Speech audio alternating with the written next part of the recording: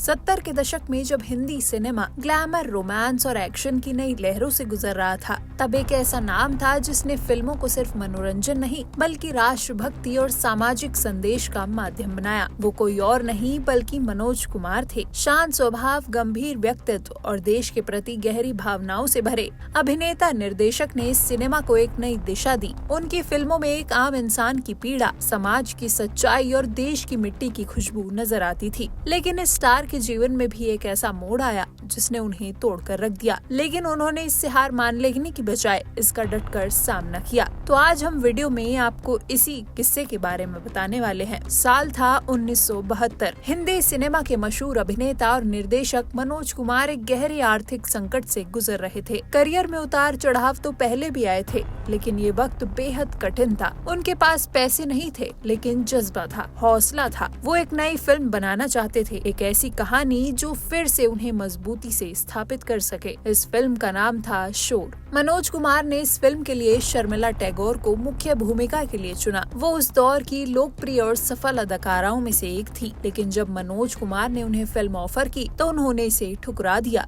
कारण जो भी रहा हो, मनोज कुमार के लिए ये एक बड़ा झटका था, मगर उन्होंने उम्मीद नहीं छोड़ी। इसके बाद उन्होंने संपर्क किया एक और कलाकार से, जो थी स्मिता पाटिल। उस वक्त स्मिता फिल्मों में नहीं थी, लेकिन प्रतिभा से भरी हुई थी। मनोज कुमार को उनमें एक संभावनाशील अभिनेत्री दिखी। उन्होंने उन्हें शोर में काम करने का प्रस्ताव दिया, लेकिन स्मिता पाटिल ने भी इस फिल्म को करने से इनकार कर दिया। ये दूसरा बड़ा इनकार था और इससे मनोज कुमार आहत हुए। इस कठिन समय में मनोज कुमार की बीवी ने उन्हें सलाह दी कि वो फिल्म में एक्ट्रेस नंदा को कास्ट करें। इसके बाद मनोज ने नंदा से बात की और शोर की शूटिंग शुरू कर दी। बेहद सीमित संसाधनों के साथ, कर्ज लेकर और आत्मविश्वास के बल पर उन्होंने पूरी फिल्म बनाई। शोर जब रिलीज हुई तो दर्शकों ने उसे हाथों हाथ लिया। फिल्म ने अच्छा व्यवसाय किया और मनोज कुमार को एक बार फिर सफलता मिली, लेकिन उनके दिल में जो ठेस लगी थी वो कभी पूरी नहीं हुई।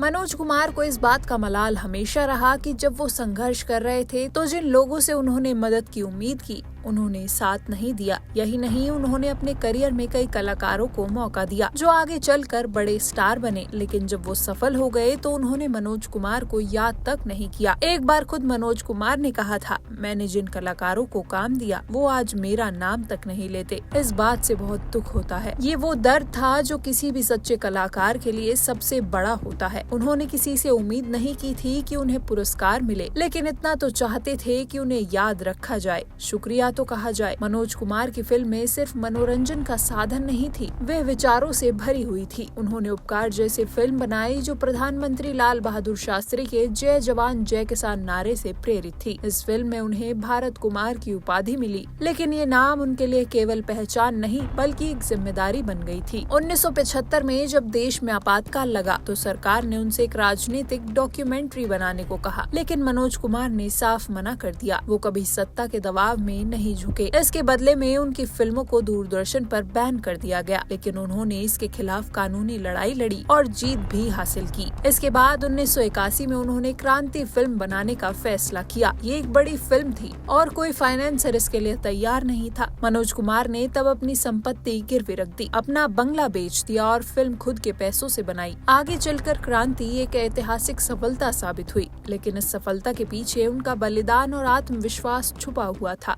मनोज कुमार का जीवन संघर्ष, सिद्धांत और आत्मसम्मान की मिसाल है। उन्होंने कभी भी किसी से झुककर कुछ नहीं मांगा, लेकिन जब साथ की जरूरत थी तो उन्हें बार बार ठुकराया गया।